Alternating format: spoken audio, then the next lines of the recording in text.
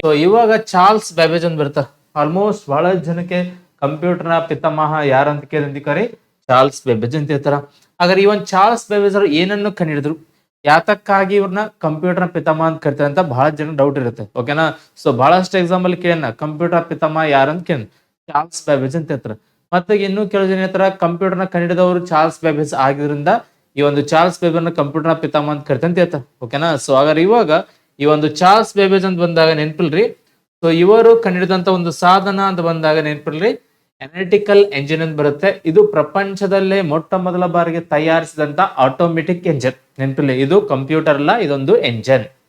Engine ಅಂತ ಬಂದಾಗ ನೆನ್ಪಿಲ್ರಿ main ಆಗಿ ಸೊ ಇವತ್ತು ಕಬ್ಬಿನಲ್ಲಿ ಮಷಿನ್ ಇರ್ತಾರೆ. ಸೊ ಈ ಒಂದು ಕಬ್ಬಿನಲ್ ಮಷಿನ್ ನ ಸೊ ಏನಪ್ಪಾ ಎರಡು ತರ ನೋಡಬಹುದು ಮಾರುಕಟ್ಟೆಯಲ್ಲಿ. ಸೊ ಒಂದು ಕಬ್ಬಿನಲ್ ಮಷಿನ್ ಅಂದಾಗ ನಾವೇ ಅದನ್ನ ಆಪರೇಟ್ ಮಾಡ್ತೀವಿ.